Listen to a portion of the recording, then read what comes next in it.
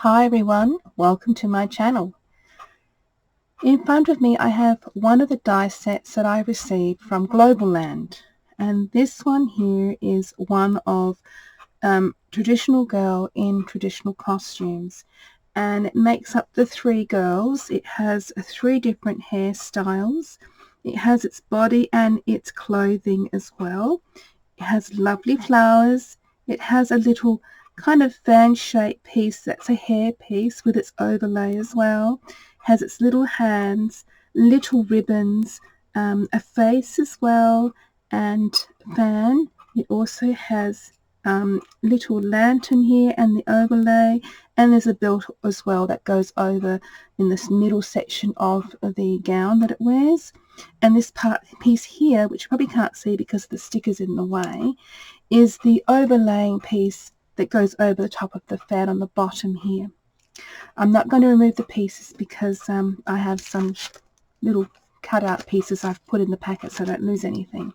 But this is what I've done with this particular little die set. I've created a shadow box picture frame with the little ladies inside it. Now, these little ladies in their traditional costumes, as you can see, they have their little fan, and I've concertinaed this particular little fan, the overlaying piece as well. And this one as well has a little hand fan that she's holding. She has little bows in her hair from the die set, as well as little flowers that I've placed in her little bows as well. This little girl here, she has the comb in her hair that looks like a little fan, but it's got the overlaying piece on it. I've backed it on the background. It has recycled paper, tissue paper that I bought from Daiso, and also it has some lovely branches that I've placed in there from my local Spotlight store that actually comes with the flowers already made and attached to the branches, and inside those flowers is some glitter and some sparse little pieces of pearls in there as well. And they also have little sparing pieces of flowers in each corner inside the little background there of the shadow box, which you probably can't see very well, are some corner die pieces that I've cut out from my stash. The box frame itself I created. I'm not going to do a tutorial because it will be too long, but you can look up here on YouTube many other YouTuber creators that have made little shadow boxes, and yeah, there are tutorials out there. I've laid it over the top with some acetate to protect the little picture inside, as well as some cutout border frame dies or decorative frame dies. They're in my stash on the edge here to give it that lovely little oriental look and feel about it.